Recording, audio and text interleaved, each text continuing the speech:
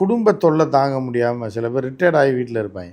மருமக தொல்லை இது இருக்கும். மாமா பால் வாங்கிட்டு வாங்க, பிள்ளைய கொண்டு ஸ்கூலில் விட்டுவாங்க. இந்த டார்ச்சர் தாங்க முடியாமல் நம்மலாம் எவ்வளோ பெரிய பதவியில் இருந்தோம். ஐஏஎஸ்ஸாக இருந்தோம், ஜட்ஜாக இருந்தோம். அப்போ இவ்வளோ கெத்தாக இருந்துட்டு இப்போ மருமக அவளுக்கு 25 வயசு கூட ஆகலை, நம்மளை இப்படி வேலை வாங்குறா. பாத்திரம் கழுவுங்க மாமான்னு மட்டும் தான் சொல்லலை. இதை கொண்டு வைங்க, இந்த குப்பையை கொட்டிட்டு வாங்க. பார்த்துருக்கீங்களா ரிட்டையர் ஆனவங்களாம்? பாவம். மகன் பண்ண மாட்டான், மகன் வேலைக்கு போயிடுவான். மருமகளுக்கு நீ சும்மா உட்காந்துட்டா திங்கிற, உன் பேச்சை பேசிக்கிட்டே இருக்க. நீ ஐஏஎஸ் ஆஃபீஸராக இருந்தால் என்ன கிழிச்சிருவ நீ? 10 வருஷம் ஆச்சு ரிட்டையர்ட் ஆகி, இன்னும் வீட்டுக்குள்ளே உட்காந்து பேப்பரை படித்து டிவியை பார்த்து ஏன்னா உயிரை வாங்கிட்டு இருக்கேன். நாங்கள் நிம்மதியாகவே இருக்க முடியல. உன்னை டார்ச்சர் பண்ணி வெளியே துரத்தி வரோம்னு சொல்லி என்ன பண்ணாங்கன்னா, ஆமாம் அந்த குப்பையை கொஞ்சம் போட்டு வந்தீங்களா, நான் பாப்பாவை பார்த்துக்கிட்டு இருக்கேன், பால் வாங்கிட்டு வாங்க, பேப்பர் வாங்கிட்டு வாங்க. இந்த வண்டி துடைக்கிறவன் சரியாக துடைக்க மாட்டான், நீங்கள் கொஞ்சம் கூட இருந்தீங்கன்னா அவன் நல்லா காரை கழுவி வச்சுருவான், பார்த்துக்கிறீங்கன்னு சொல்லி இப்படி டார்ச்சர் பண்ண. அந்த டார்ச்சர் தாங்க முடியாமல் எல்லாம் பெரிய கட்சியில் சேர்க்க மாட்டாங்கன்னு சொல்லி விஜயை தேடி வராங்க.